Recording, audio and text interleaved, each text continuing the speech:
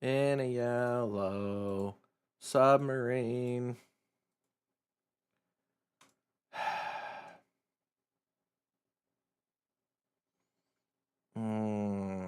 Okay.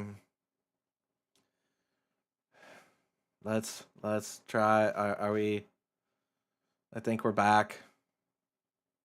I think. I turned everything off. Everything. Almost to the point of falling short of turning all the breakers in my house off. All right. If I start losing bitrate and frames again, it's Xfinity. So, all right, let's. Come on, I just want to get. Bro, just let me start.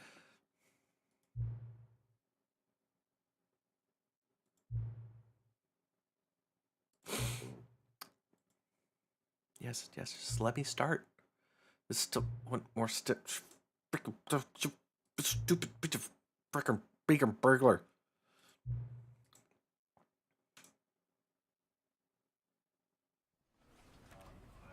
Oh,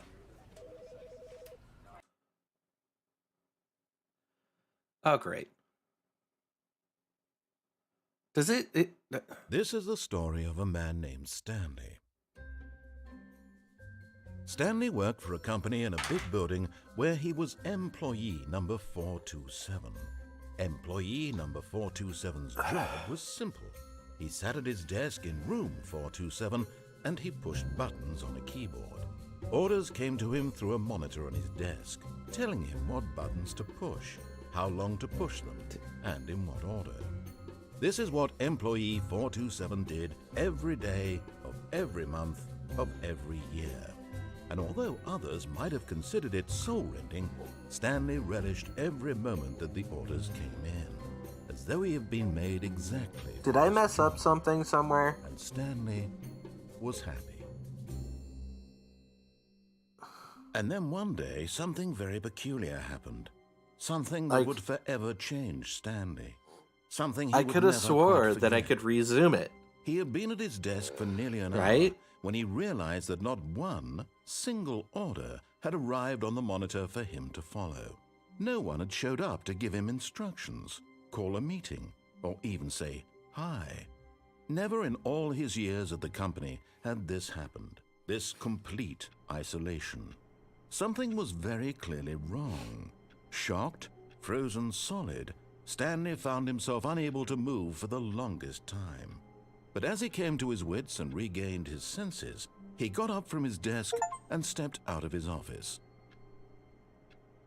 Oh, that was an achievement. Quit the game, then start it again.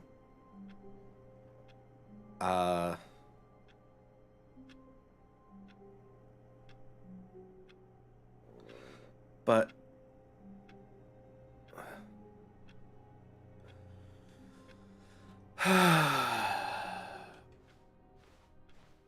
all of his co-workers were gone.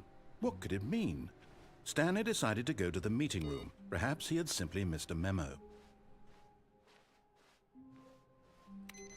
We will see based upon the reaction of the meeting room. When Stanley came to a set of 2 open doors, this was not the correct way to the meeting room, and Stanley knew it perfectly well. Perhaps he wanted to stop by the employee lounge first, just to admire it. Ah, yes, truly a room worth admiring. Fuck it, It had really been worth the detour after all, just to spend a few moments here in this immaculate... But eager to get back to business, Stanley took the first open door on his left. And so he detoured through the maintenance section, walked straight ahead to the opposite door, and got back on track. Yet there was not a single person here either. Feeling a wave of disbelief, Stanley decided to go up to his boss's office, hoping he might find an answer there.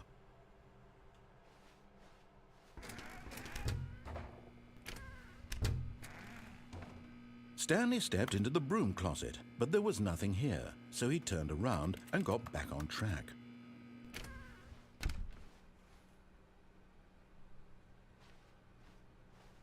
Coming to a staircase, Stanley walked upstairs to his boss's office.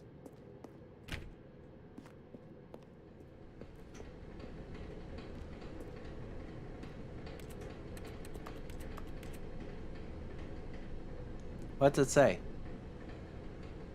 I can't read it. But Stanley just couldn't do it. He considered the possibility of facing his boss. Admitting he had left his post during work hours, he might be fired for that. And in such a competitive economy, why had he taken that risk? All because he believed everyone had vanished? His boss would think he was crazy. And then something occurred to Stanley. Maybe, he thought to himself, maybe I am crazy. All of my co-workers blinking mysteriously out of existence in a single moment for no reason at all?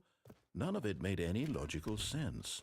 And as Stanley pondered this, he began to make other strange observations. For example, why couldn't he see his feet when he looked down? Why did doors close automatically behind him wherever Where are he my went? feet? And for that matter, these rooms were starting to look pretty familiar. Were they simply repeating?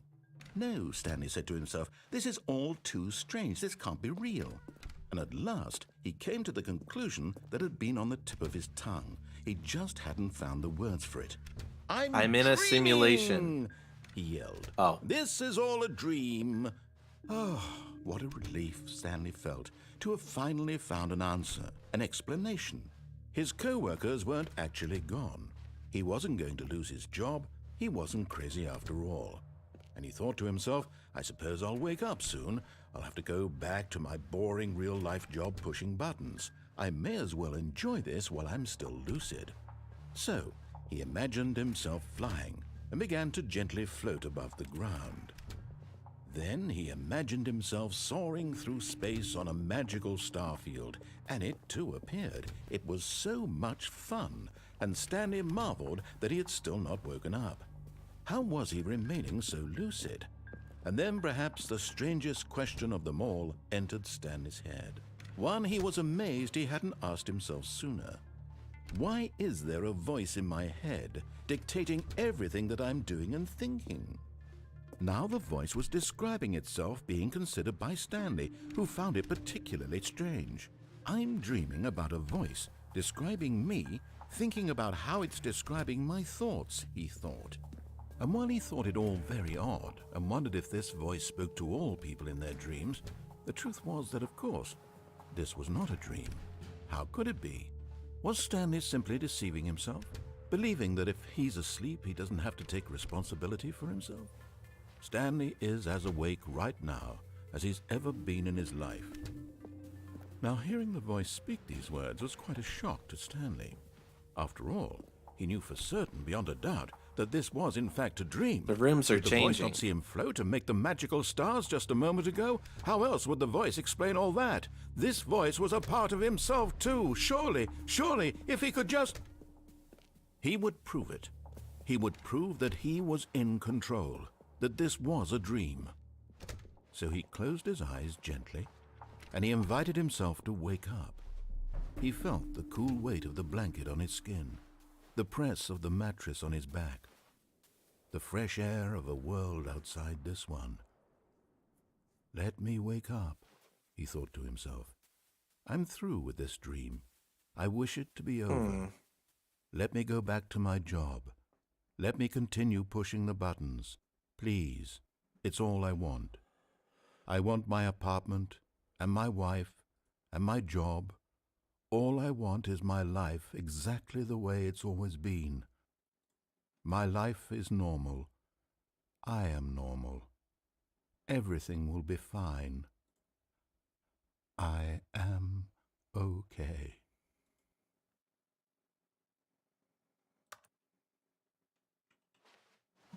Nope. Stanley began screaming. Please, someone, wake me up. My name is Stanley. I have a boss. I have an office. I am real. Please, just someone tell me I am real. I must be real. I must be. Can anyone hear my voice? Who am I? Who am I? and everything went black. Dang it. Stop it. This is the story of a woman named Mariella. Mariella woke up on a day like any other. She arose, got dressed, gathered her belongings, and walked to her place of work.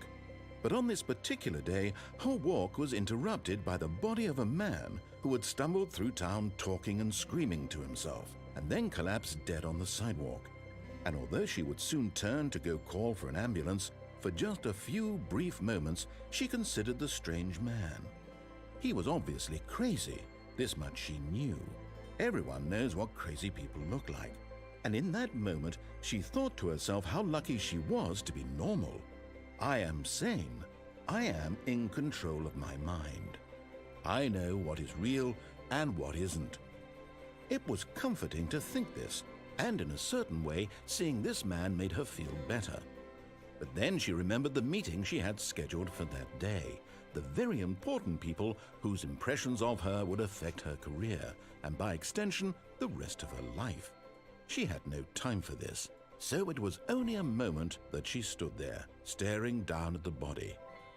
And then she turned and ran.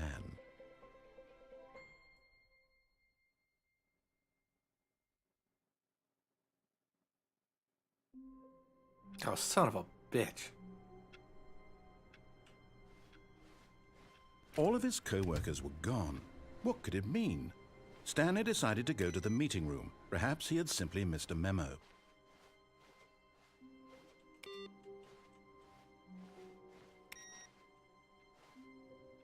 Yep.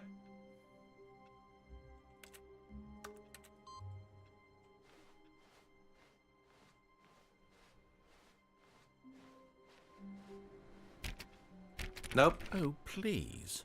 Are you really just doing this for the achievement? Click a door 5 times. Is that all that you think an achievement is worth? No. I can't just give these merits away for such little effort. A measly 5 clicks. Now suppose you were to click the door 20 times. I would say that's the kind of effort that warrants recognition. I have to say I'm still not feeling the satisfaction of witnessing true effort for a noble cause. Perhaps 50 clicks will do it. Yes, almost certainly 50 clicks.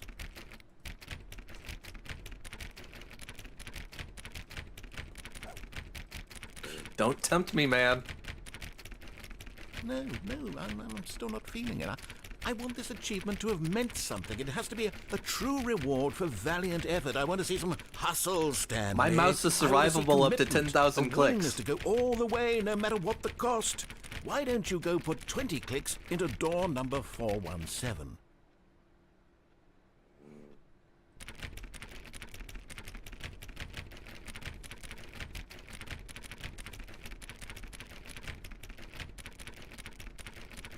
Fucking do this. I will do this. I'm gonna fucking do. Dude, I will fucking just.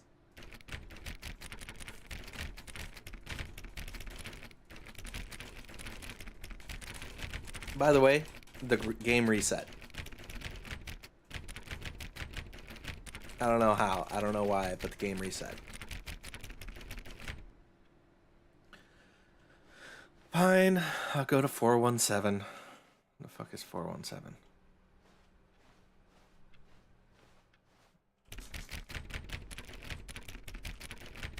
Oh, great. Now, go click a few times on door 437. Just fucking, you dick. Stop. Excellent. I think we're getting somewhere. Now, door 415. Let's give it 10 clicks or so.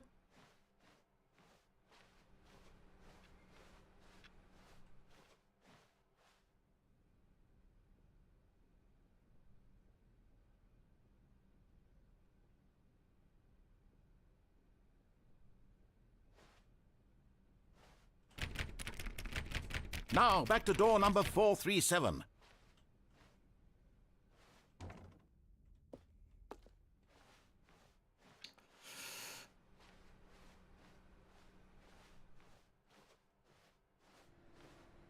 Let's see. How about you click on, well, I don't know, the copy machine? All right, back to room 417. I'm really feeling it now. I think we're getting somewhere. Oh. Fucking. Okay, now go climb on employee 419's desk.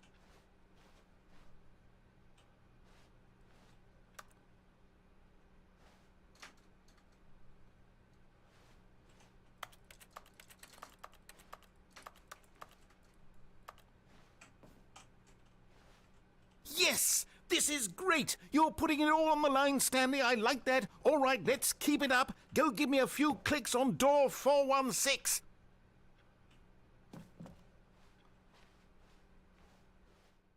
The fuck is 416? Where's 416?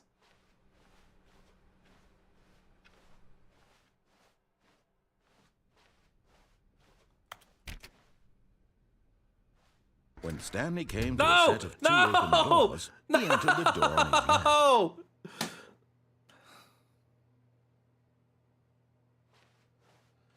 This was not the correct way to the meeting room, and Stanley knew it perfectly well.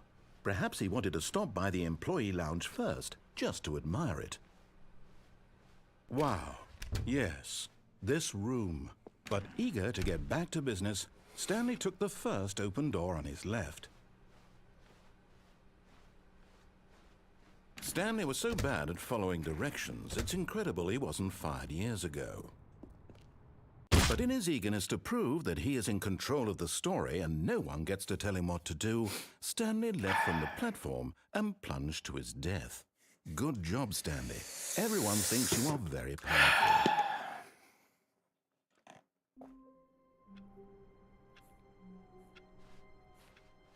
All of his co-workers were gone. What could it... Oh, please. Are you really just doing this for the achievement? Click a door 5 times. Is that all that you think an achievement is worth? No. I can't just give these merits away for such little effort. A measly 5 clicks. Now suppose you were to click the door 20 times. I would say that's the kind of effort that warrants recognition. I have to say, I'm still not feeling the satisfaction of witnessing true effort for a noble cause. Fuck you. Perhaps 50 clicks will do it. Yes, almost certainly 50 clicks.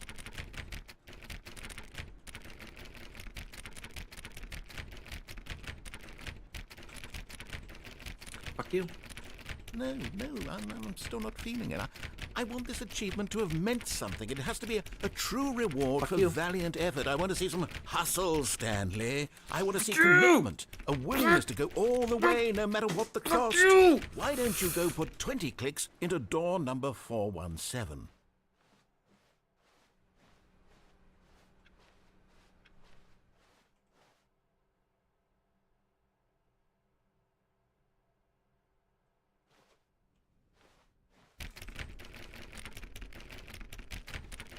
Oh, great. Now, go click a few times on door 437. Excellent. I think we're getting somewhere. Now, door 415. Let's give it 10 clicks or so.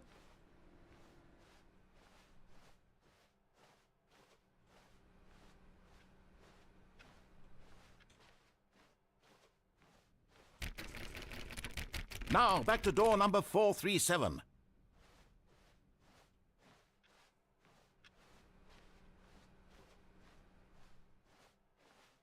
Let's see. How about you click on, well, I don't know.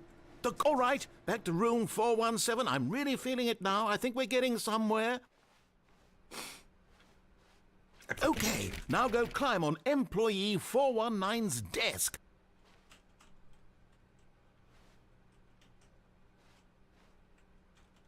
Yes! This is great! You're putting it all on the line, Stanley. I like that. All right, let's keep it up. Go give me a few clicks on door 416.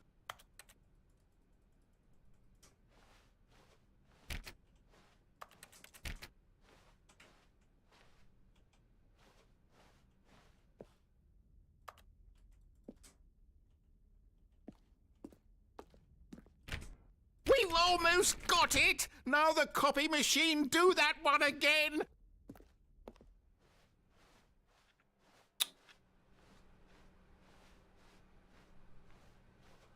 I fucking hate this dude. Finish it off, Stanley! 5 clicks on door 430. Yes! We did it! Oh, wow. That felt amazing. Oh, you really earned it, Stanley. Nothing could hold you back. Yes, I'm very proud of how far we've come today. Just think, only a few minutes ago you believed an achievement was worth 5 little clicks. Really now, what were you thinking?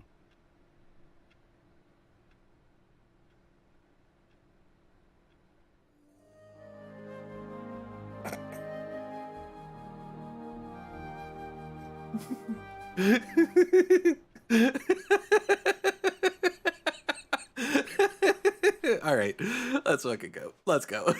Let's fucking go. All right.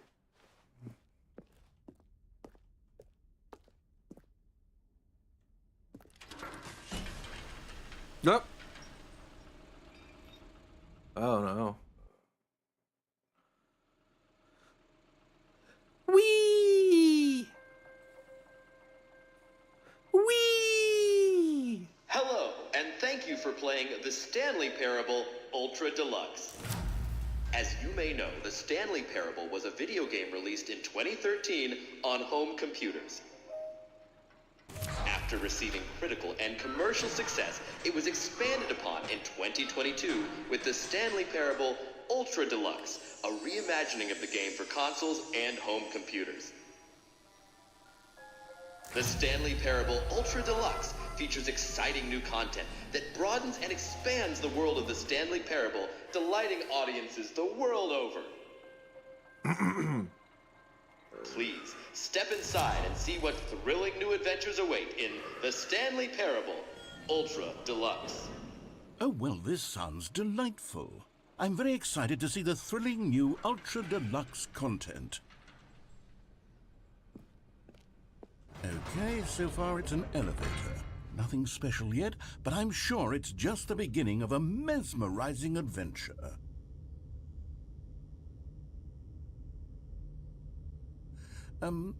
Is it broken? What's going on here? Should we be moving somewhere or... Oh, there we go. All right, finally, at long last, it's on to the new content. I've never been more ready. Let's do it.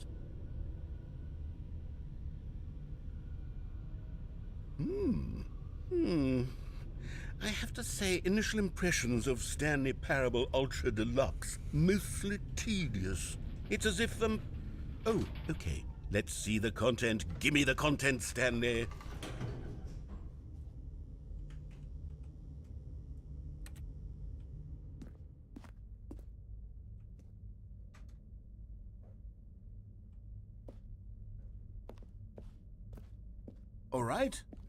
All right, let's see, it's the jump circle?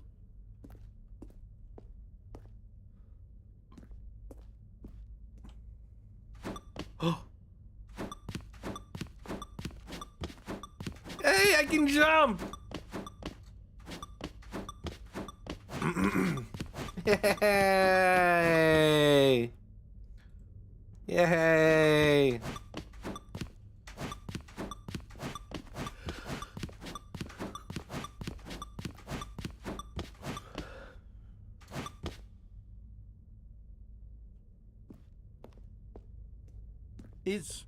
Is that it? Surely that's not all the new content. There has to be something else, right?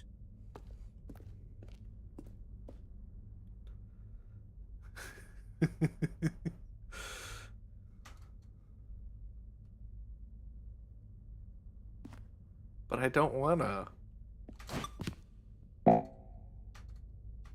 Oh, that sucks.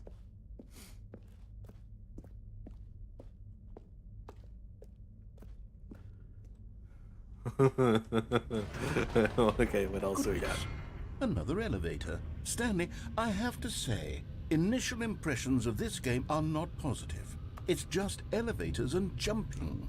Is this what passes for exciting new content? If this is new content, then I could just read you the whole dictionary. There's 20 hours of new content right there. Hell, I could count to 30 trillion. You could put that on the box. The Stanley Parable Ultra Deluxe, now with over 1,000 hours of new content. And oh, wait. There's more. Very good.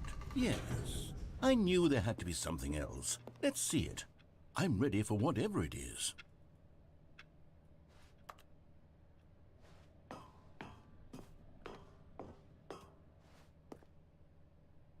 That's it?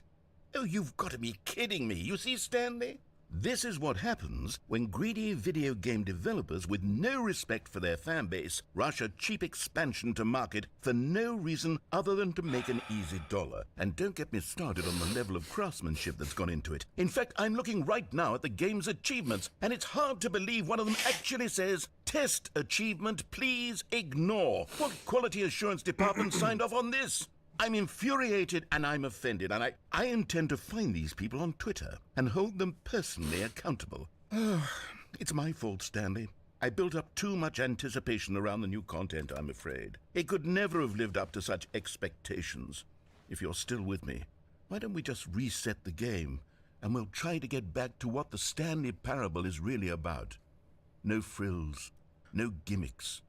Just you and me having a great time together like always. What do you say, friend?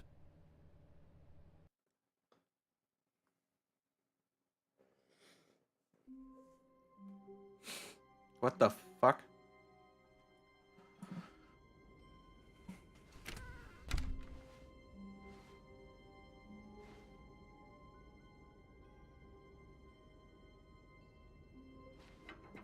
Psst!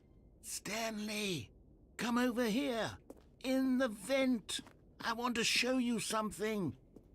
Oh, you don't want to see the cool surprise I made for you? Well, fine. You're a dork anyway, so who cares?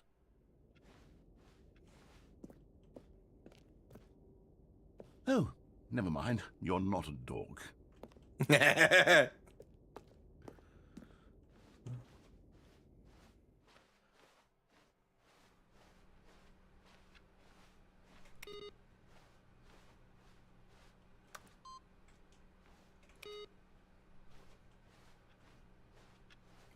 He called me a dork. Nope. Nope.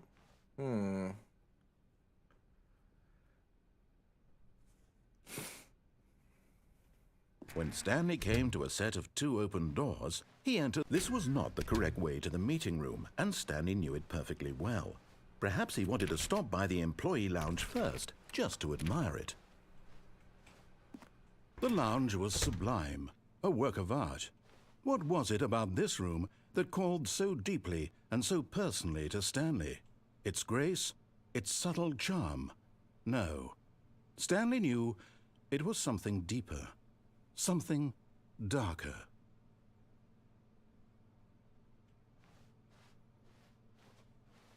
But eager to get back to business, Stanley took the first open door on his left.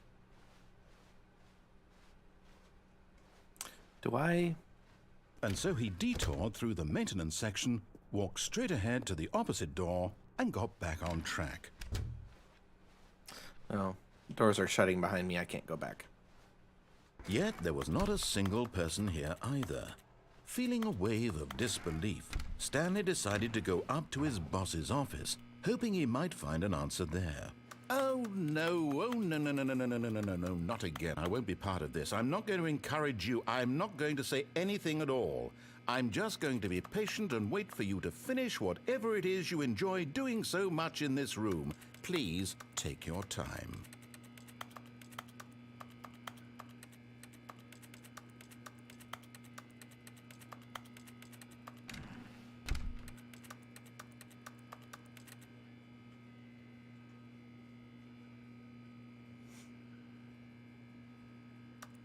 Okay. Nice little broom closet. Coming to a staircase, Stanley walked upstairs to his boss's office.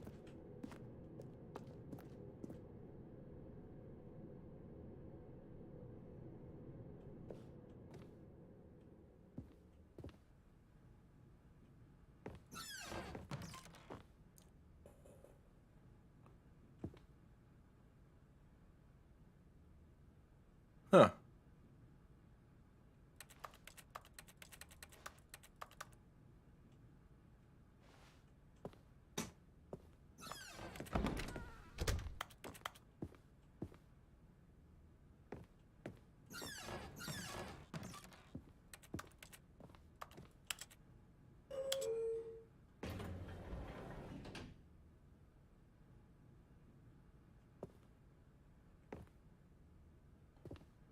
Do I go?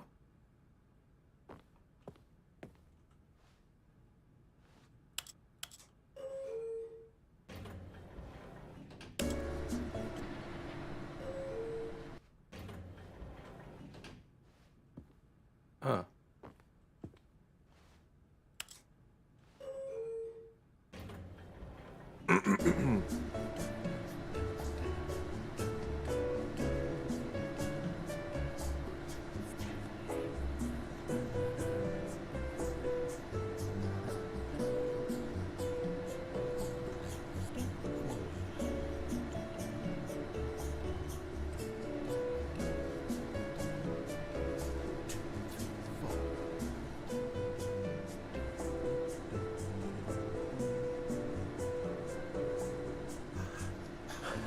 Hi, Vigor. You take care. Thank you for lurking. I'm just gonna sit here and destroy the game and my brain.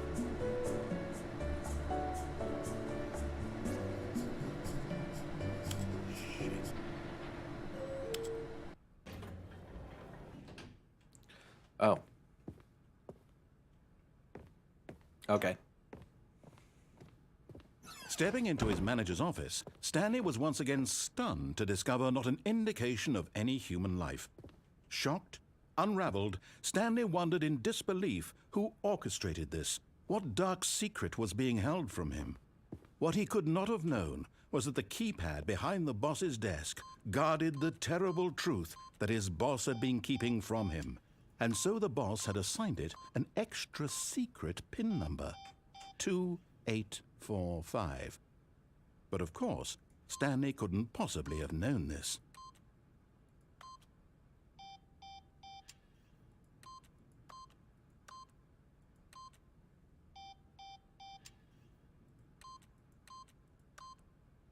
Stanley just sat around twiddling his thumbs. Trying to input anything on the device was useless, since he could never possibly know that the combination was 2845.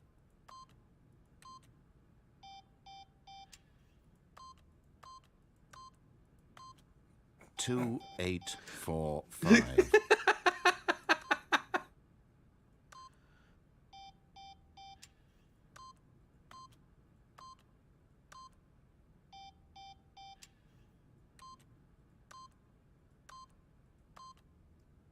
Forgot, but it turns out that the panel's emergency override kicked in, and the door just opened all by itself, and Stanley got the hell along with the story. Well, whoop-de-doo.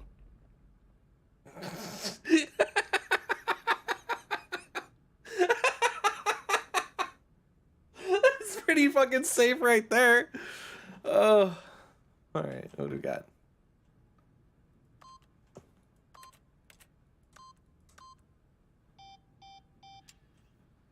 Two, 8, 4, 5.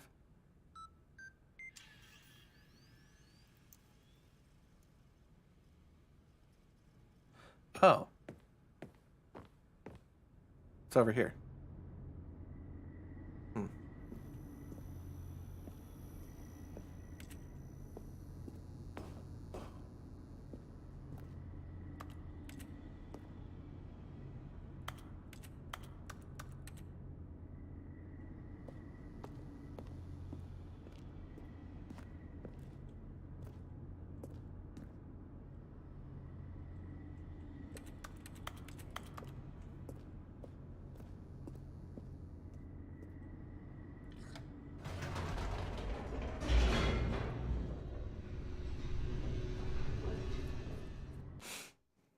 What'd the elevator do? Descending deeper into the building, Stanley realized he felt a bit peculiar. It was a stirring of emotion in his chest, as though he felt more free to think for himself, to question the nature of his job. Why did he feel this now, when for years it had never occurred to him? This question would not go unanswered for long. Stanley walked straight ahead through the large door that read Mind Control Facility. Why give me choices? Although this passageway had the word escape written on it, the truth was that at the end of this hall, Stanley would meet his violent death.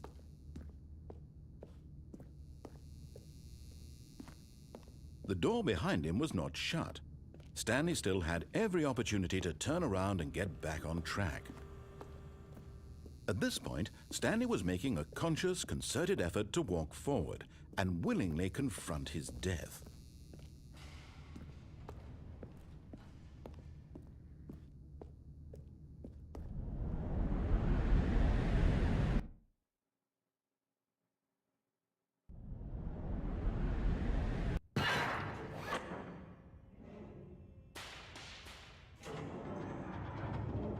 As the machine whirred into motion and Stanley was inched closer and closer to his demise, he reflected that his life had been of no consequence whatsoever.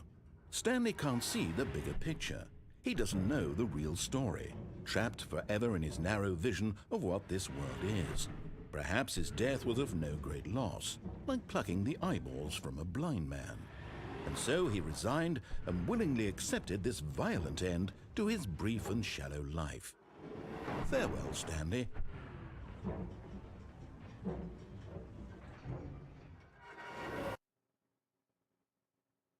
"Farewell, Stanley," cried the narrator, as Stanley was led helplessly into the enormous metal jaws. In a single visceral instant, Stanley was obliterated as the machine crushed every bone in his body, killing him instantly. Lies!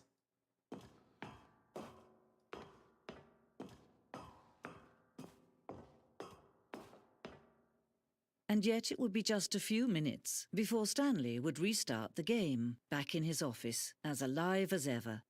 What exactly did the narrator think he was going to accomplish?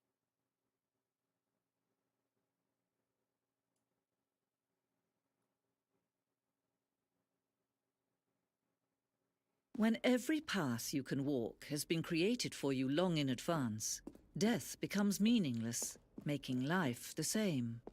Do you see now? Do you see that Stanley was already dead from the moment he hit start?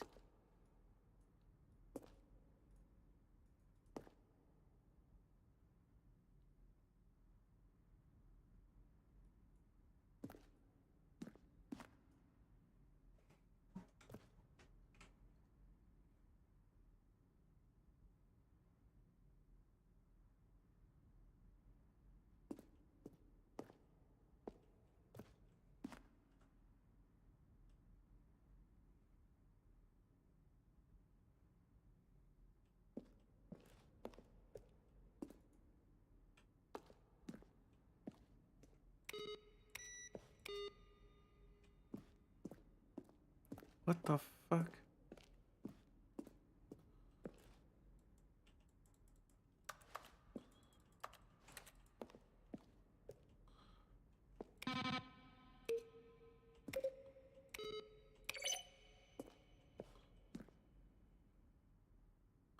What the fuck?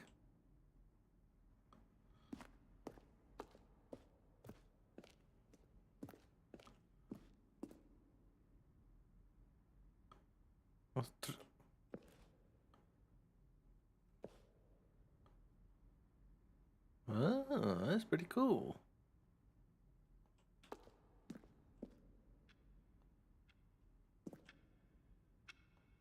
Does the clock only advance while I'm looking at it?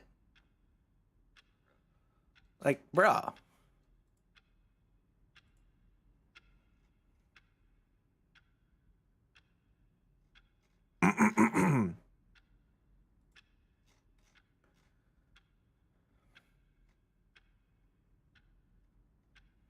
Like, I don't know.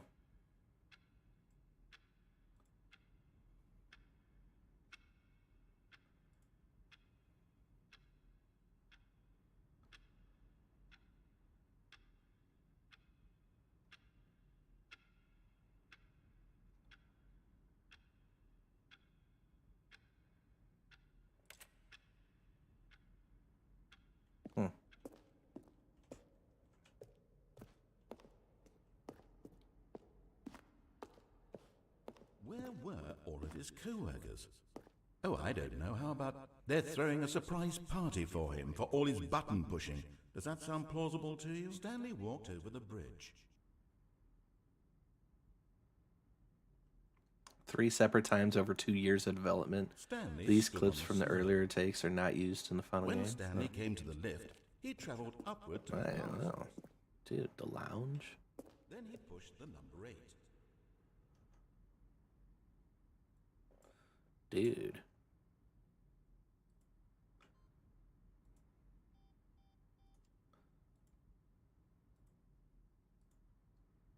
Huh. Do. Okay.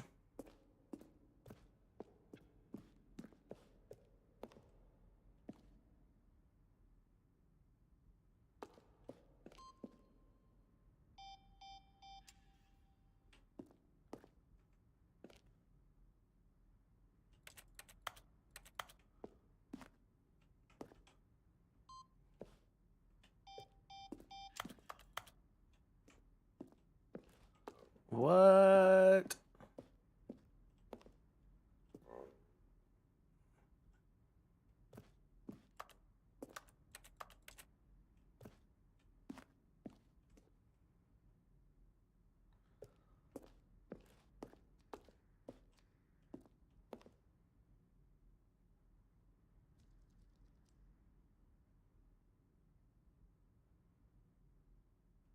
Option 1.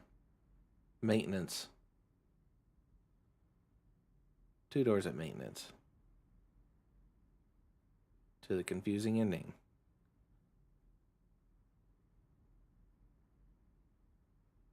Oh.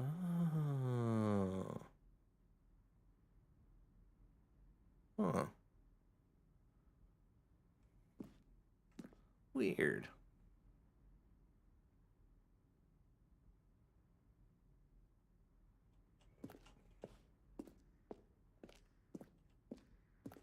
What's this?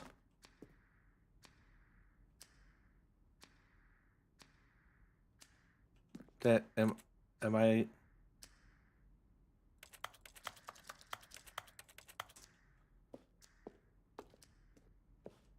broke? Dot what?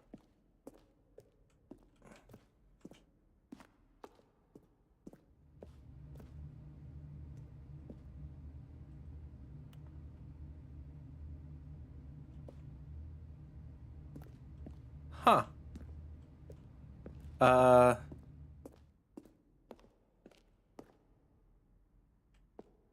think I'm broken. Hello? Okay, exit. Exit. Here we go. Oh, look at these two. How they wish to destroy one another. How they wish to control one another. How they both wish to be free.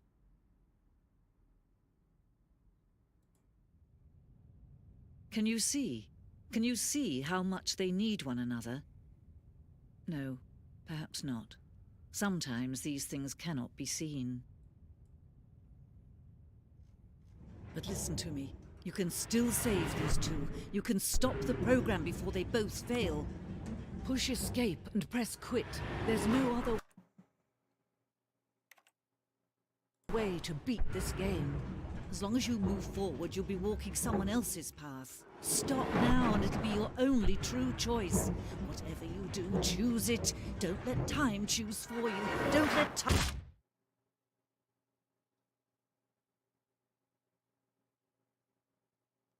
Whoops.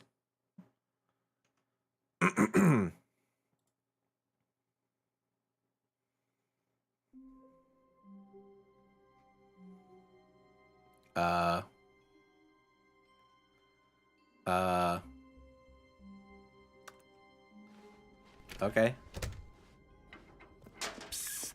Stanley, come over here. Oh, you don't want to see the cool surprise I made for you? Well, fine. You're a dork anyway, so who cares? Oh, never mind. You're not a dork. I remember going into the vent last time. Did I go into the vent last time? No.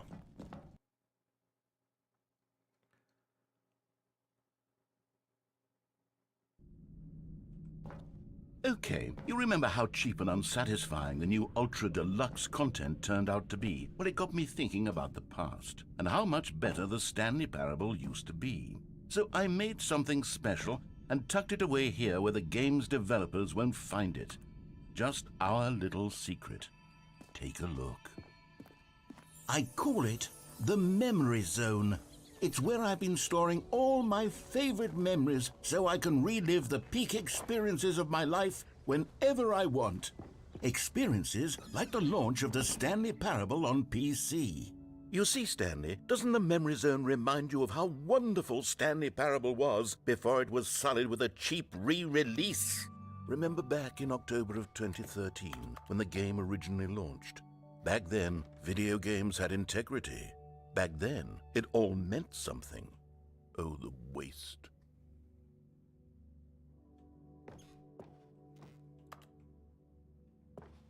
Cool.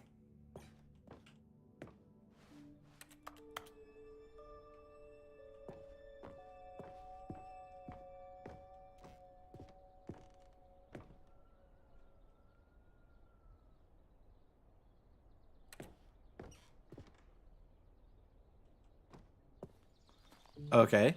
And over here is where I keep reviews of the Stanley Parable. Like this stunning triumph of games journalism, 10 out of 10 from Destructoid.com. James Stephanie Sterling writes, and I quote, "Where so many games that aspire to be more than games end up less than any form of art, Stanley Parable strives and then succeeds to be every game ever created." Did you hear that, Stanley? Every game ever created. That's how grand and all-encompassing the original Stanley Parable was.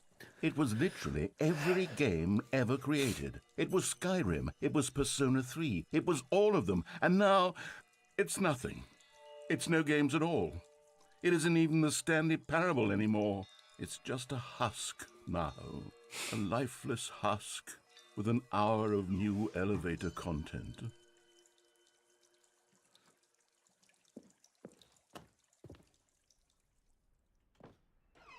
An hour of new elevator content? Here's another moving passage, this time from GameSpot.com.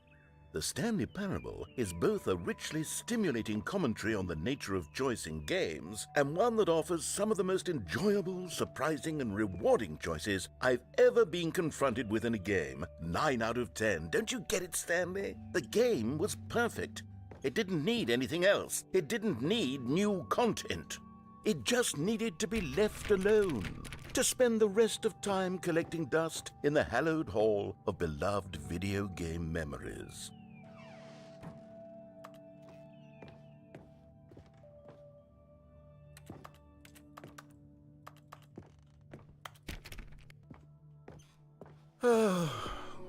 These were simpler times, Stanley.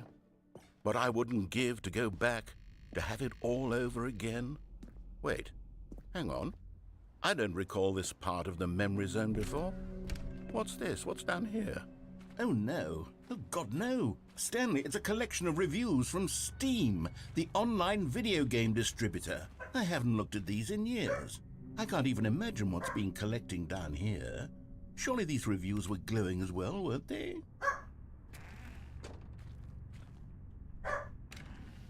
Honestly, I could not be bothered to play this game to full completion. The narrator is obnoxious and unfunny, with his humor and dialogue proving to be more irritating than entertaining. Unfunny? I'm not trying to be funny. I'm trying to make a serious work of art. I suppose I could write up a handful of gags to insert into the Stanley Parable, but the game is already such a densely layered web of profound philosophical insights that I can't even imagine where I'd have the room to stick them.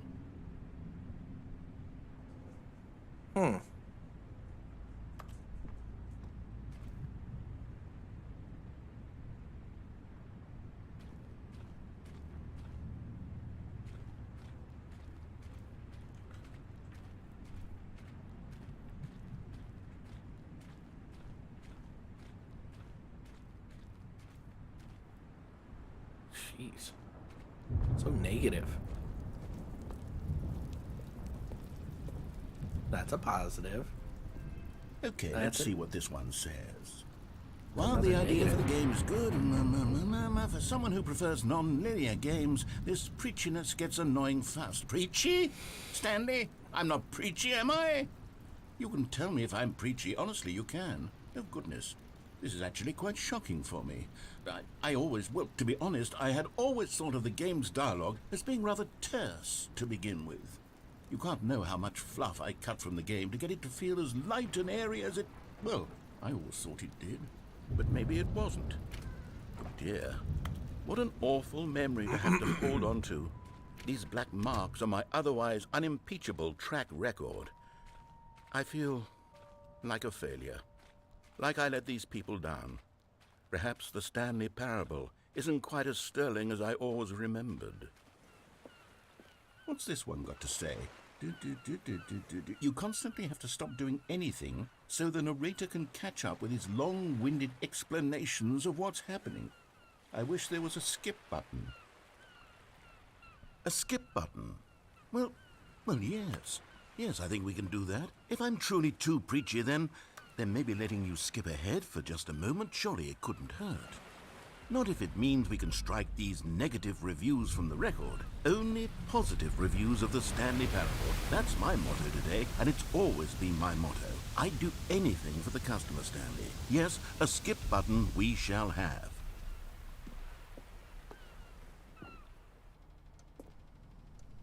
Uh-oh. And here it is. Go ahead and give it a shot. Oh, you're back, you see. You were only frozen in time for a few minutes, but it was plenty of time for me to deliver a long, rambling monologue full of unnecessary verbal flourishes and lengthy ruminations on the nature of choice in video games. Of course, I happen to believe it was perhaps one of my more profound...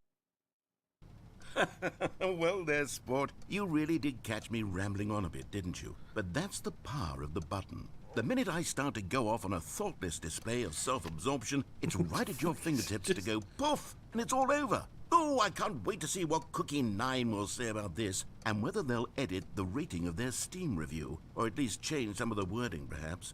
To be honest, I don't even know if one can change their review in the first place. I guess I should become better educated on exactly how Steam works. Perhaps that would have been the smart thing to check on before I went about this whole exercise of making the skip button. Although I have to imagine that after seeing this exciting new technology at work, surely whoever it is runs Steam will instantly run out and implement a new feature to make it possible to edit one's review, merely because of this very situation. Yes, I think that's quite likely. Or perhaps they'll simply grant this particular user the ability to change their review, so that the feature is not widely abused. Look, I would even be okay with Steam altering this particular review so that it reads as something more beneficial. Something along the lines of, this game is the best game. Let me start over. How about this? From the ashes of depravity rises the phoenix of quality.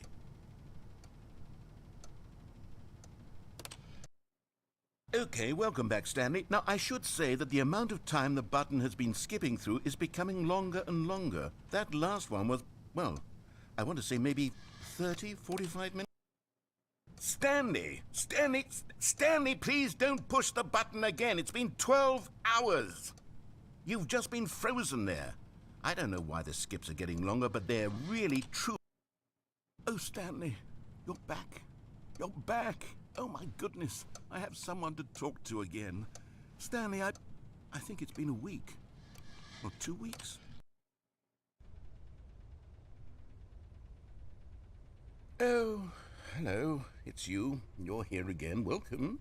I have had time to think about you and about us and about everything we've been through. I've had so much time. I stopped keeping track after a year. Have you ever sat down in one place and not moved for one entire year?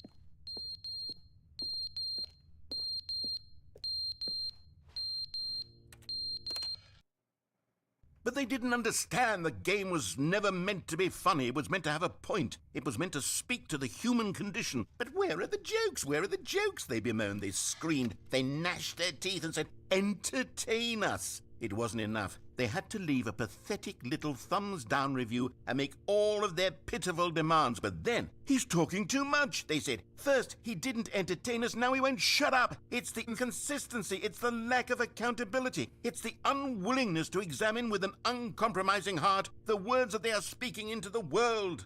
As though there were no consequences for a lack of cohesion in one's assessment of others. But of course, absolutely anyone can leave a review. So here's what we get. We get these demands that seek everything and are accountable to nothing. We get a world where someone will say, Dude, oh, there should be a he sounds skip upset. button. You should be able to freeze Stanley in place while the narrator sits there forever and ever. We want all of this in the new Stanley Parable. We demand it. And then, because it was said, because it was spoken, now it simply has to happen.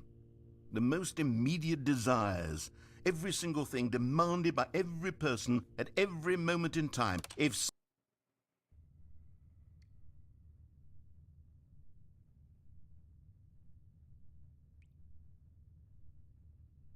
That got quiet.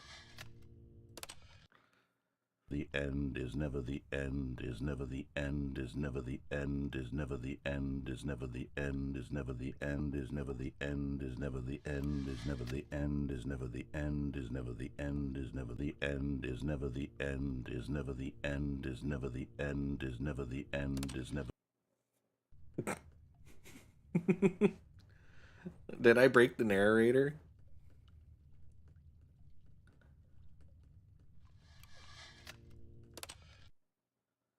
Hello? Oh. Oh my.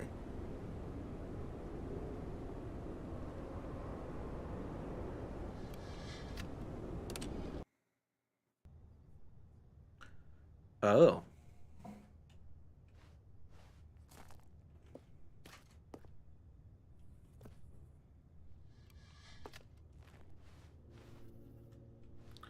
No, the poor potted plant.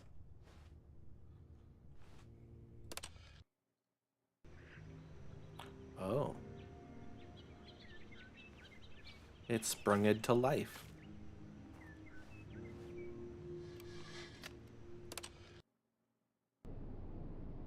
Uh-oh. Oh, that's not good.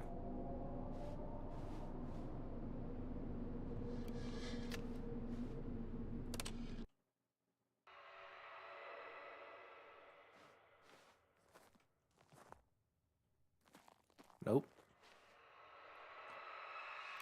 Narrator. Come back. Oh. It's sideways.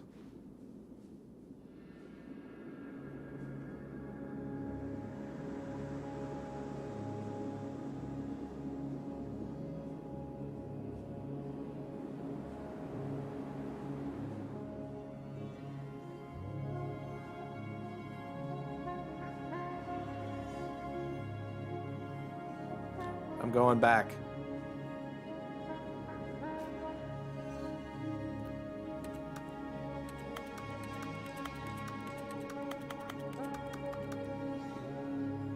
No. Skip. Skip.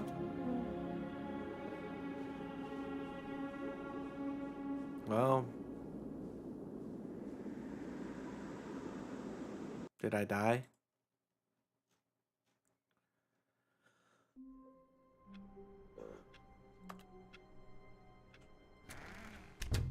But Stanley simply couldn't handle the pressure.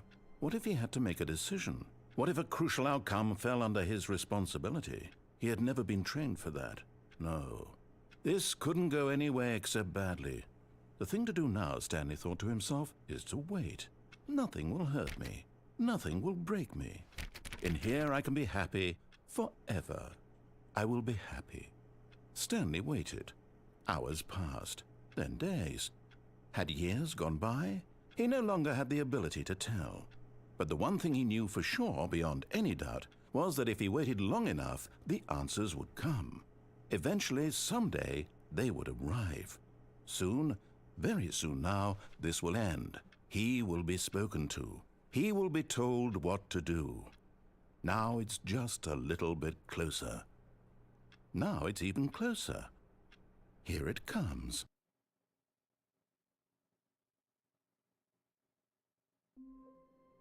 That was it? All of his co-workers were gone. Oh, please. Are you really just doing this for the achievement? Click a door 5 times. Is that all that you think an achievement is worth? No. I can't just give these merits away for such little effort. A measly 5 clicks. Now suppose you were to click the door 20 times. I would say that's the kind of effort that warrants recognition. Oh, good. You notice my sign. Yes, I have something very exciting to show you. Well, let's go. Let's go then.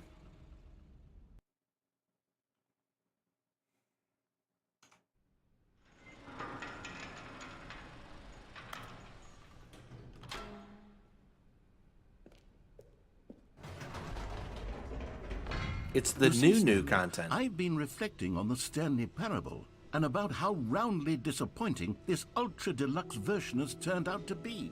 The original Stanley Parable was a landmark, and any new content for it should live up to that legacy. So forget this ultra deluxe nonsense. I say we take it one step even further. Which is why I'm very proud to announce for the first time ever, the Stanley Parable 2.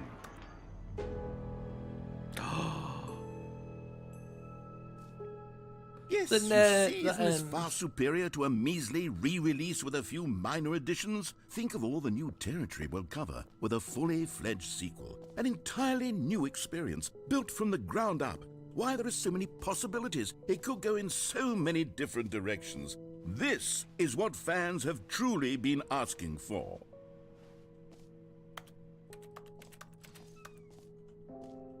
Calling it the Stanley Parable 2 is just so much catchier than Ultra Deluxe, don't you think? Ultra Deluxe? What does it even mean? But the Stanley Parable 2, now that's an artistic statement right there. It's future-oriented. It screams progress and innovation and long-term franchising potential. Now, to be clear, I haven't quite nailed down what exactly the Stanley Parable 2 is going to be, but let's take a look at some of the features I've been developing for it. I figure that if I can loosely organize a handful of interesting concepts, that surely the game will sort of naturally spring up around them. It'll all work itself out. Game development is much more of a fuzzy magic than anything scientific or logical, really. Here we are. Go on. Try out some of the new features.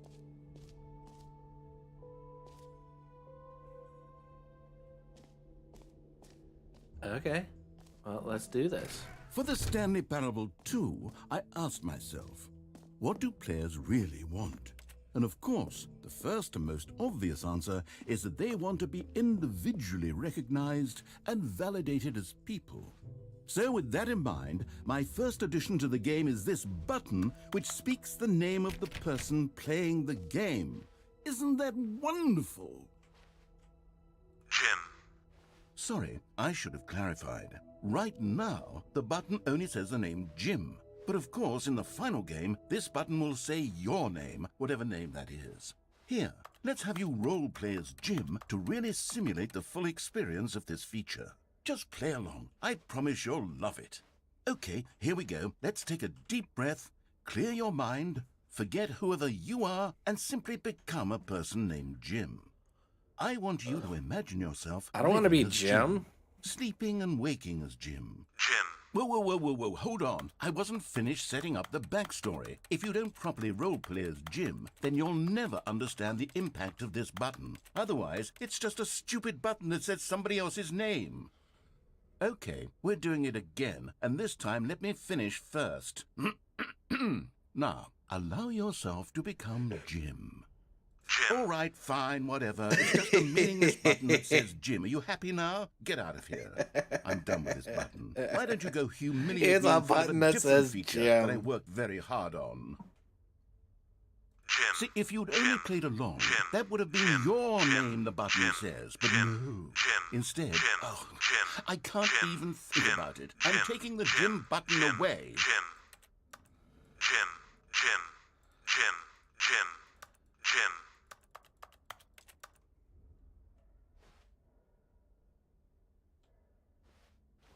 Well, fuck.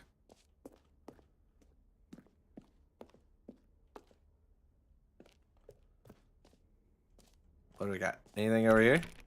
Nope. Nope. Maybe I'll only let people named Jim play the Stanley Parable too. They would appreciate what I've created here.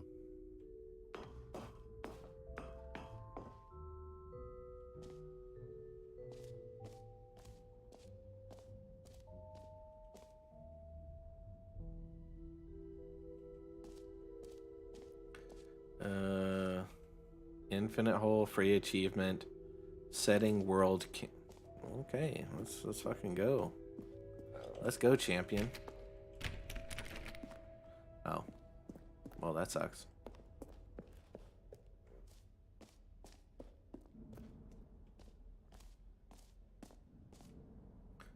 Please, no screenshots. Okay, I'll be honest, I haven't yet decided on this one. I think that in the new version, the office could use a bit of decoration, like balloons. But I'm undecided on Get Well Someday and Happy 12th Birthday. Which would you go with? You know, sometimes when you solicit another person's opinion, it makes you realize that you knew which one you actually really wanted all along. Get Well Someday it is. Or actually, maybe I should have gone with... No, I've made my decision. We're moving on. Come now, you've already made your choice. It's true that you chose badly, but we all have to move on from our mistakes.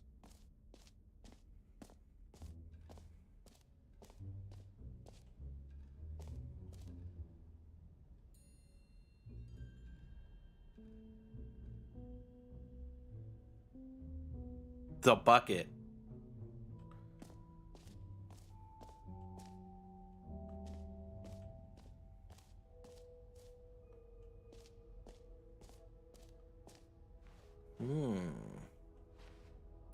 There's a jump circle.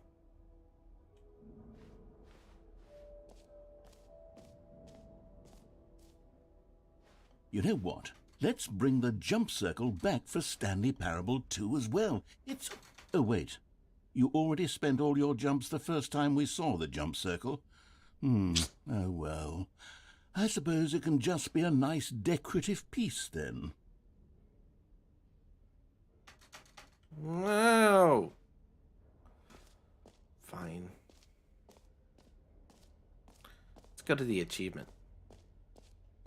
Pull the lever, receive new achievement, no more steps. Okay. Well, Now, here's something special. You remember that broken test achievement that got left in the game on accident? Well, I'm developing a technology to simply give you the achievement. Yes.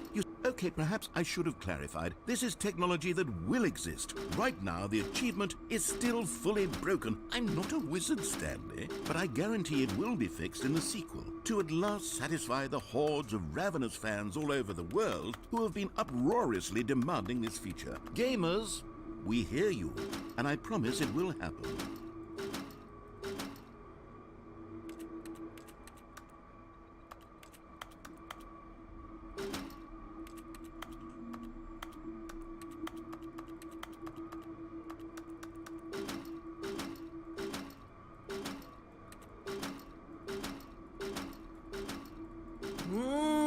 Give me achievement. Fuck you. That's annoying. It's really, really annoying. What else? What other exhibits haven't we seen yet? Let's go back here. We haven't been back here yet.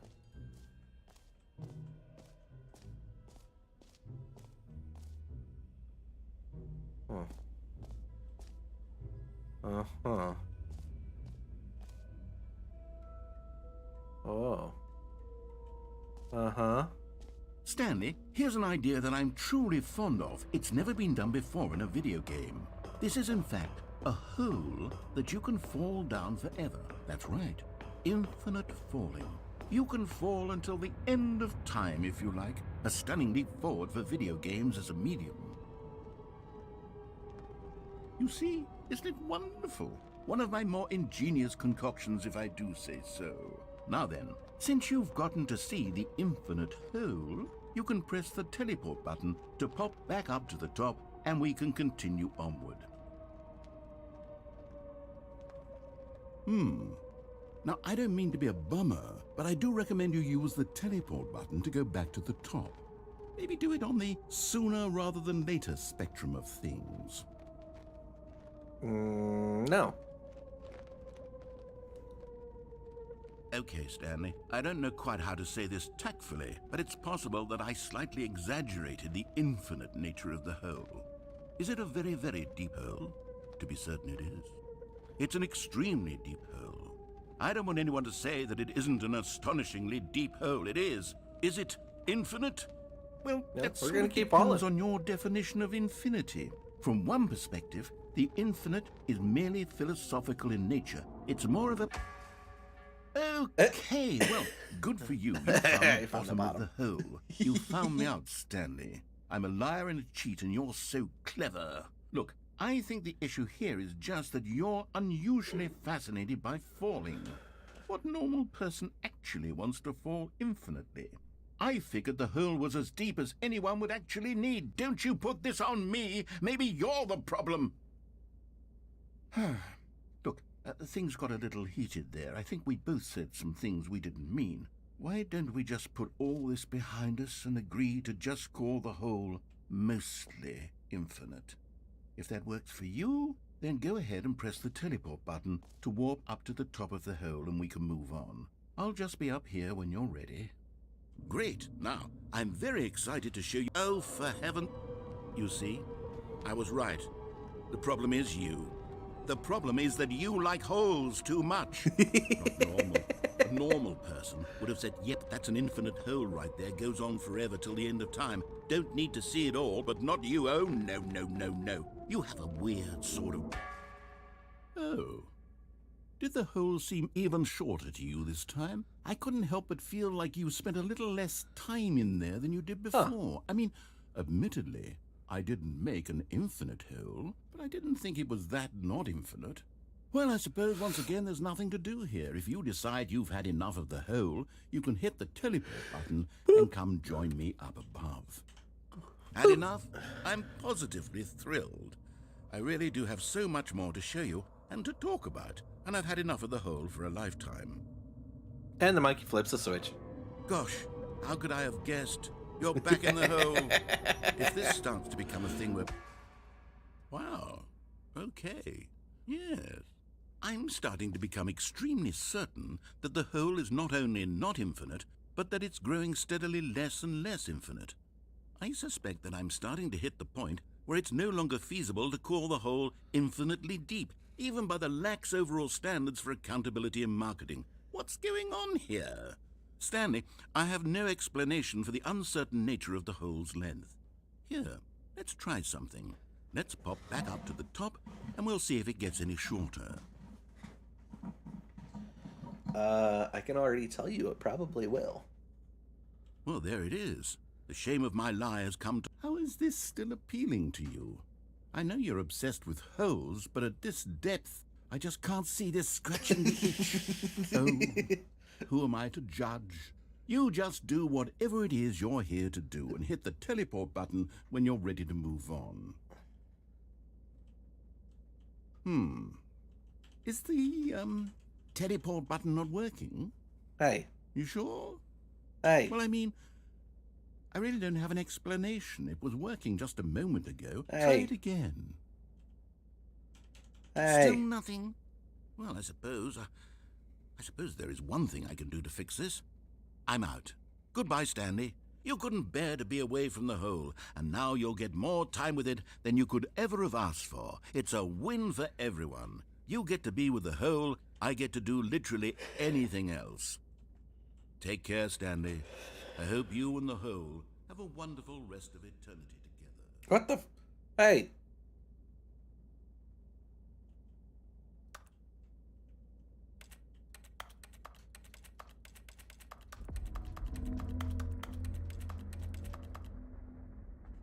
Let me out! Fine. I'll crouch.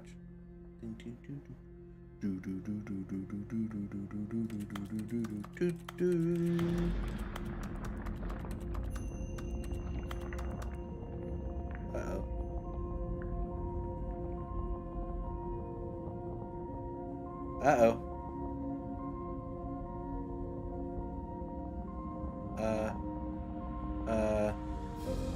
Uh-oh. What's happening? What's happening?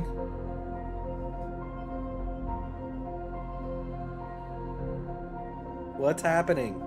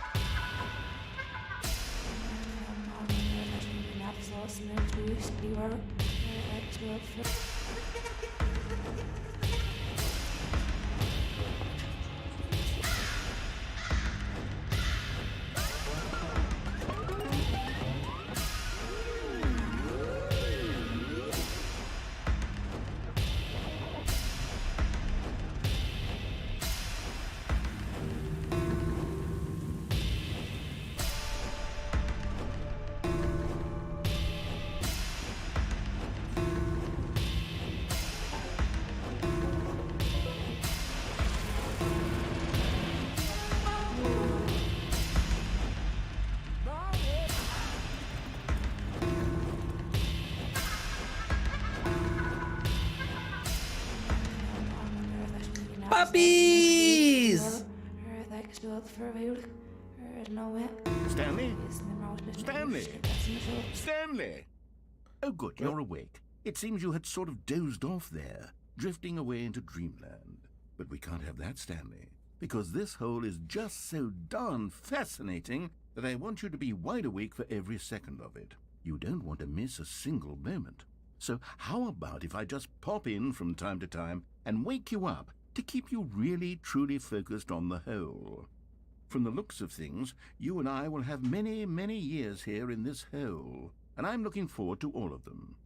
Stay alert, Stanley. I'll be back. Toodlepip.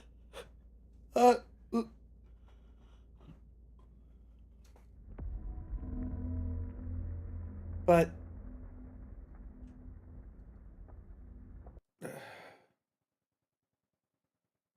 oh.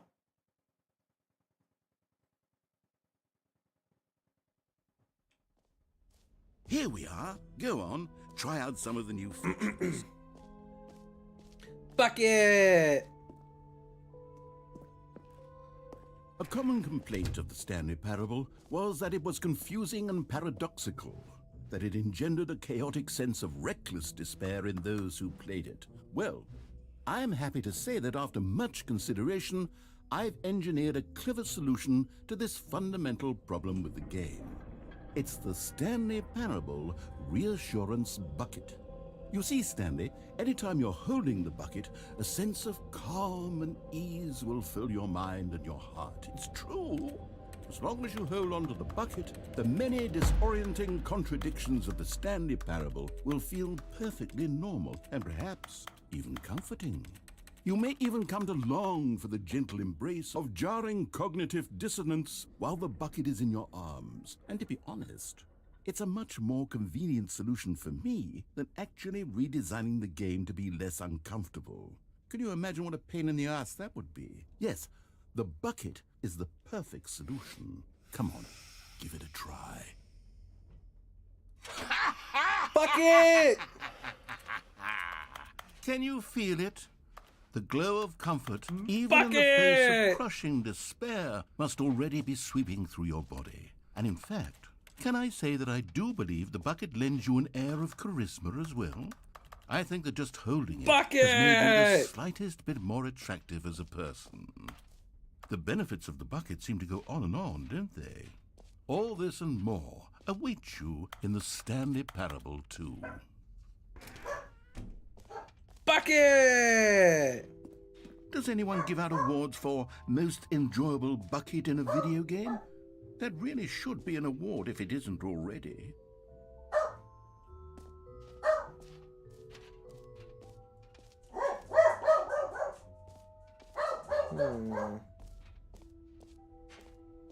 Let's go up here.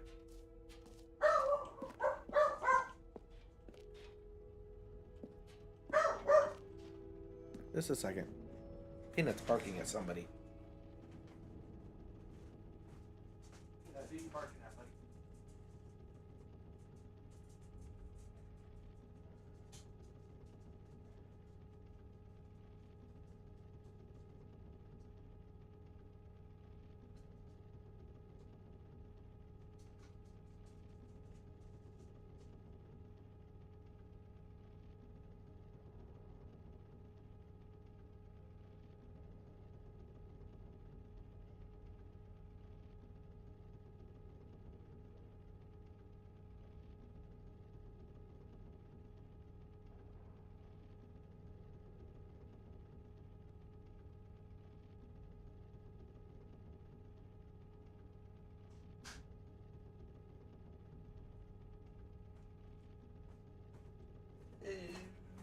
Okay.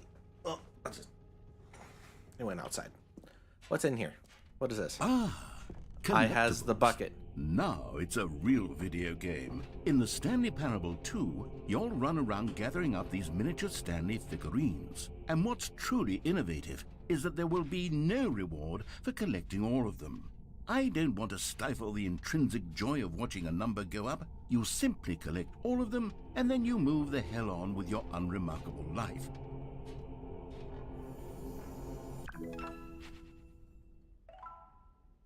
What the fuck?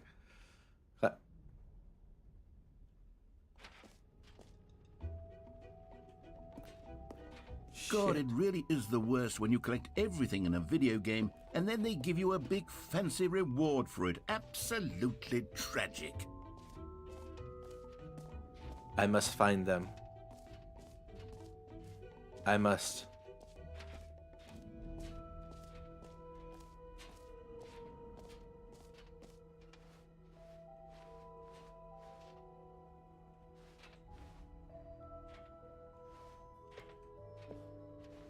Where are they?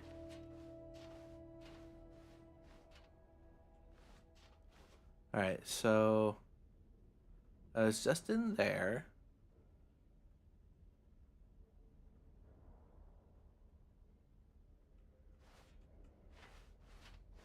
Let's go back to the jump circle. Nope.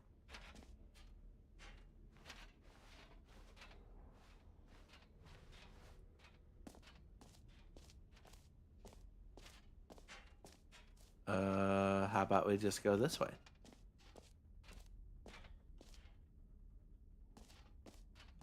Nope. The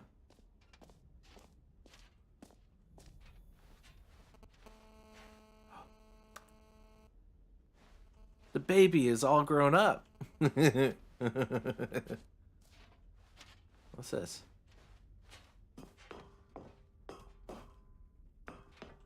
An epilogue would be fun, wouldn't it, Stanley? Yes, it will go at the end of the, well, we'll figure that out later.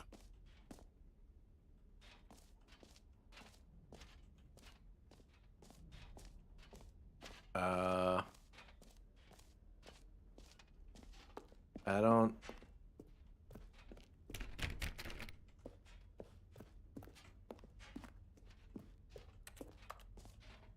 Do I finally leave? Do I go to the exit? Are there any little Stanley figurines floating around? Well, we'll figure that out later. We're taking the bucket. The bucket is mine.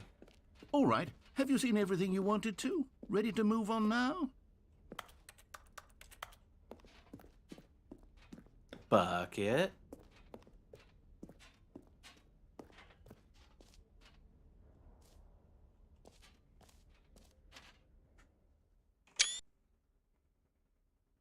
Yeah.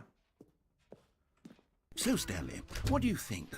Do you like all of the new features? Yes, I know it's not exactly clear yet how exactly these features will come together as one single coherent video game, but I can feel it in my soul. It's going to work. There's definitely a good game in there somewhere. Say, let's do an experiment. I'll arrange these new features together, and we'll see whether or not it coheres into a meaningful gameplay experience. Okay. Are you ready? Here it No. is. I give you the Stanley Parable 2.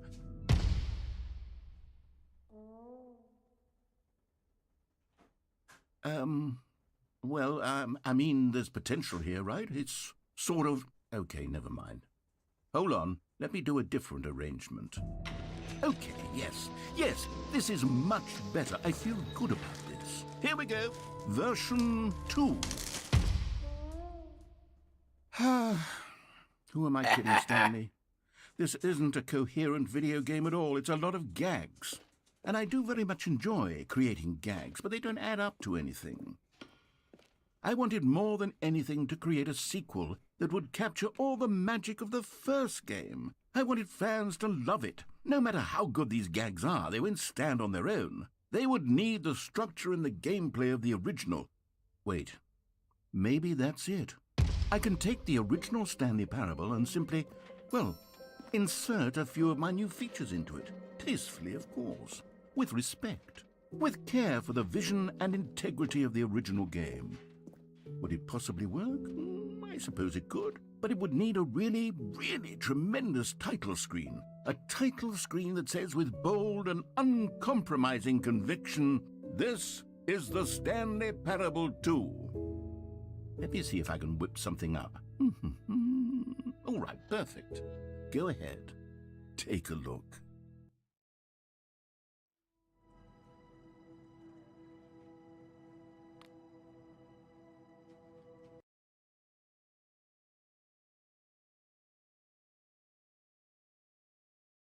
This is the story of a man named Stanley. Stanley worked for a company in a big building where he was employee number 427. Employee number 427's job was simple. He sat at his desk in room 427 and he pushed buttons on a keyboard. Orders came to him through a monitor on his desk, telling him what buttons to push, how long to push them, and in what order. This is what employee 427 did every day of every month of every year. And although others might have considered it soul-rending, Stanley relished every moment that the orders came in, as though he had been made exactly for this job. And Stanley was happy. And then one day, something very peculiar happened. Something that would forever change Stanley. Something he would never quite forget. He had been at his desk for nearly an hour when he realized that not one single order had arrived on the monitor for him to follow. No one had showed up to give him instructions, call a meeting, The balloons, or even say hi. Never in all his years at the company had this happened, this complete isolation. Something was very clearly wrong. Shocked, frozen solid, Stanley found himself unable to move for the longest time. But as he came to his wits and regained his senses, he got up from his desk and stepped out of his office.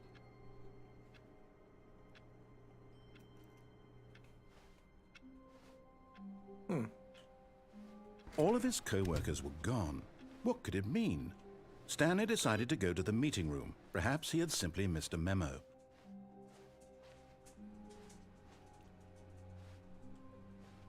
Oh.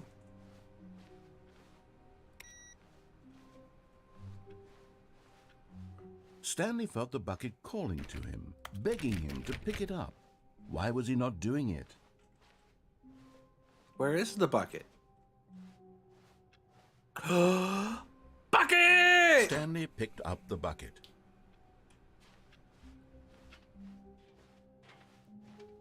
Bucket! Stanley clutched the bucket tightly to his chest. This was not the correct way to the meeting room, but Stanley had felt the bucket calling to him, telling him that the employee lounge was simply the place to be. And here it was. Had the bucket turned out to be correct? Was this better than the meeting room? Yes, Stanley thought to himself. Yes, perhaps it truly was. How insightful the bucket turned out to be.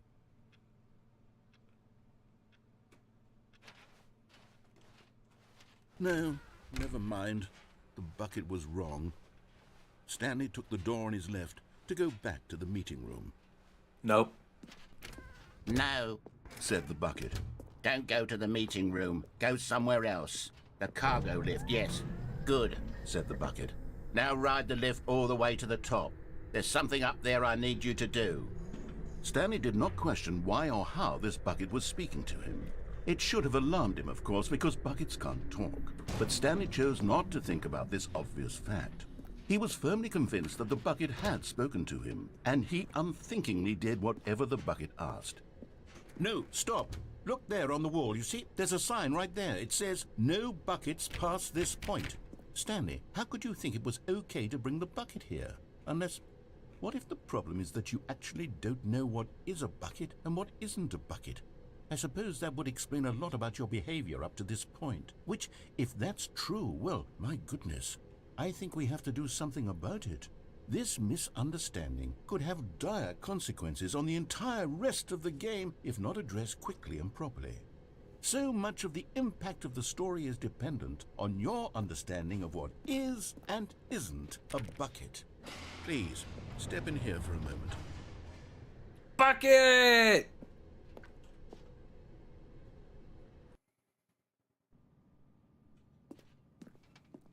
Now then, I'm going to run you through some test scenarios, and you'll tell me whether or not the thing I'm showing you is a bucket. Simple enough, right? This should tell us everything we'll ever need to know about what is or is not a bucket. Okay, let's begin. Bucket! Item 1. Is this a bucket? No. Correct. It is a hologram of a bucket, not an actual bucket.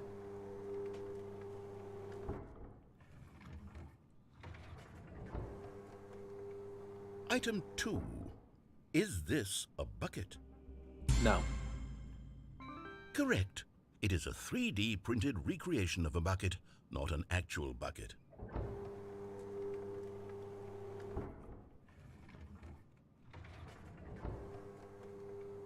Item 3. Is this a bucket? No. Incorrect. This is a bucket. I disagree. Item 4. Is this a bucket? Yes. What? Are you hallucinating? This is a tractor. It's an enormous machine that tills the earth. I thought this was a gimmick. How on earth did you manage to screw it up? Absolutely incredible. Let's just move on to the next one.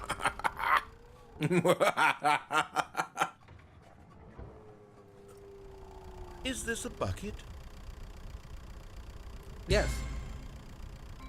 Correct. This is a bucket. Wait. What? Item 6. Is this a bucket? No. Trick question. Both. Gotcha. What? Item... Wait, hold on. I can't find the next one. Let me see. It should be around here somewhere.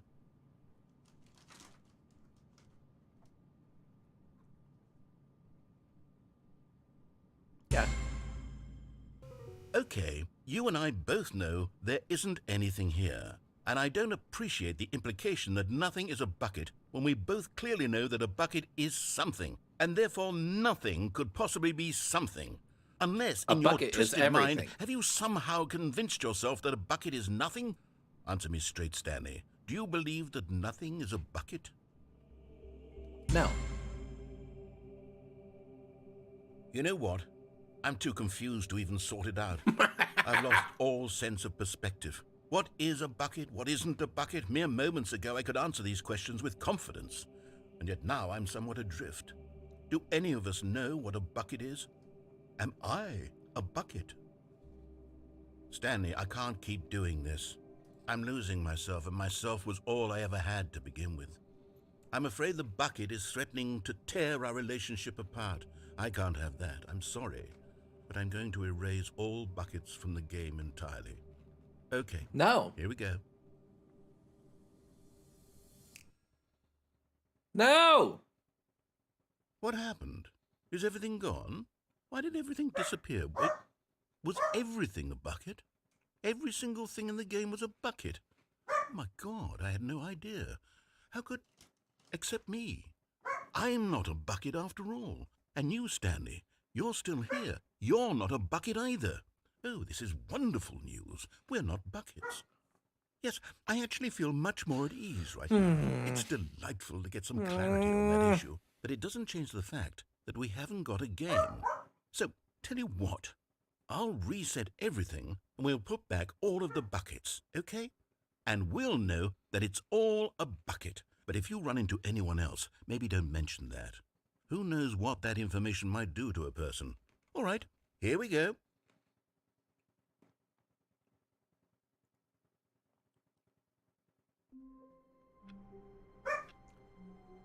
Bucket! Wait, Stanley thought to himself. Am I sure that the orders stopped coming in? How is that possible? They never stopped. Surely I was mistaken. No, the orders were still missing. Oh, please. Are you really just doing this for the achievement? Click a door 5 times. Is that all that you... Stanley lifted the bucket into his arms, and a wave of comfort rushed over him. Bucket!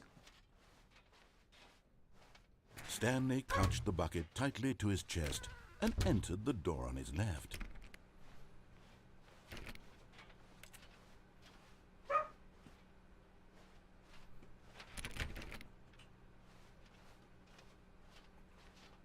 Still no one was here. Stanley needed the bucket's warmth and comfort now more than ever. Perhaps his boss's office was where he'd find answers. Oh, Stanley, can you feel it? The broom closet. It wants the bucket. You can feel that, can't you? The aura of jealousy. It's as clear as day. This broom closet believes it deserves the bucket. I can really feel it now. It's a bucket. It belongs in a broom closet. That's what the broom closet is trying to say here. It's supposed to go with the other cleaning supplies. Good for you, Stanley. Don't give in. Don't hand over the bucket. I know how hard it must be, given the pressure that the broom closet is putting on your shoulders right now, but you have to be strong. Bucket! This is your bucket. This is your companion and lifelong friend. You can't hand it over. Oh, no. We're getting into name-calling now, it seems. Is this how low the broom closet has sunk, that it has to resort to this stream of petty insults simply in order to get you to hand over the bucket?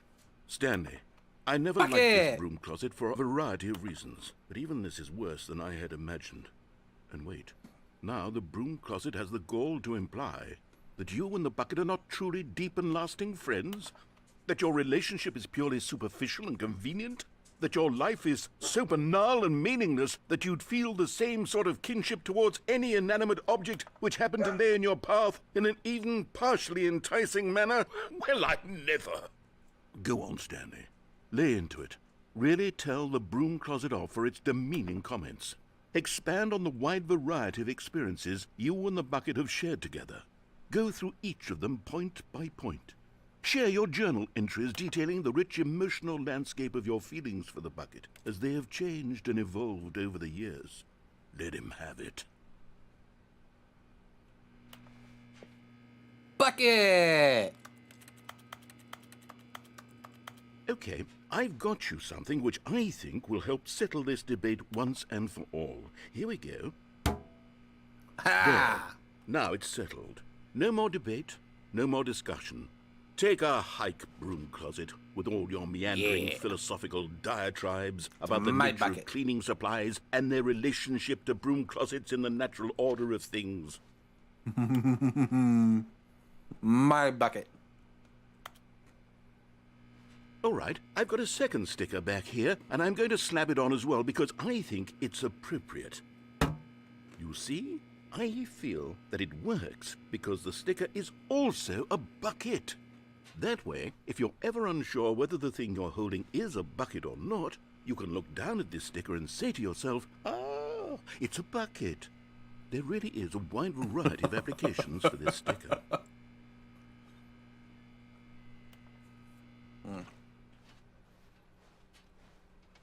You know what? I could take the name-calling and the dismissal of your kinship with the bucket, but now the broom closet is just giving us a silent treatment. And to be honest, I'm sick of the pettiness on display. You can stay here all you like, but I've had it with this impetulant room of cleaning supplies. Easily the most childish such room I've ever been in. I'll see you outside, and we can get on with the story about you and your bucket. Bucket!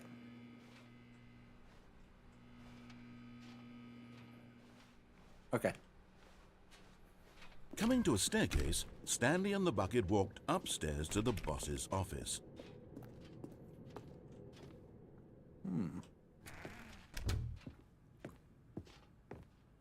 Stepping into his manager's office, Stanley was once again stunned to discover not an indication of any human life. Crushed by the weight of this revelation, Stanley may have broken down into an emotional dumpster fire, if not for the soothing... But Stanley guessed the correct code by sheer luck. Was it that the bucket knew all along? Was the bucket guiding him? Yes, this is certainly the most logical explanation. Bucket! Oh, hey. You found one of them. One of the miniature Stanley figurines. Remember, no reward for collecting all of these. Only the intrinsic pleasure of a job well done. You can't buy that sort of happiness, Stanley. God knows I've tried. So, I implore you to savor each and every moment you come across one of these beautiful figurines. Bucket!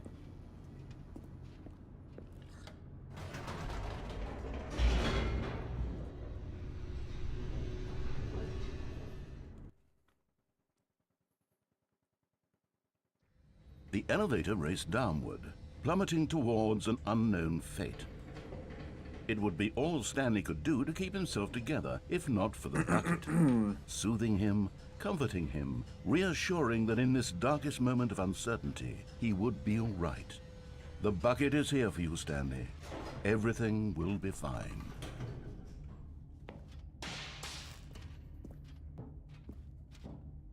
Stanley and the bucket walked straight ahead through the large door that read, Mind Control Facility.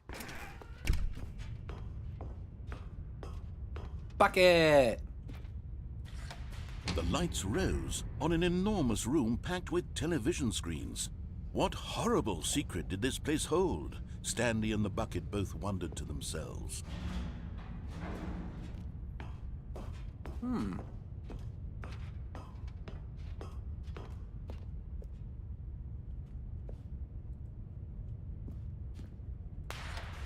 The monitors jumped to life, and Stanley nearly dropped the bucket in shock.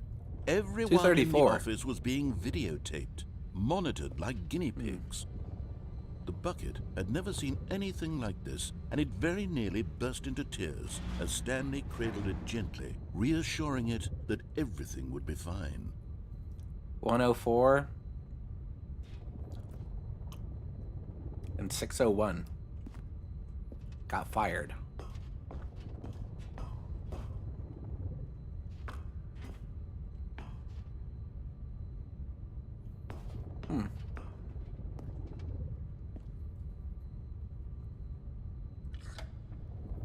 Was the bucket under the mind control facility's influence as well? Had the bucket been told to do things it didn't wish to do? What kinds of things does a bucket want to do or not want to do in the first place? These questions raced furiously in Stanley's feeble mind. No! He screamed into the bucket. He couldn't accept it. His own life in someone else's control. Bucket! Never! He squeezed the bucket tighter. His one friend in the entire world. At this point, he could trust no one except for the bucket.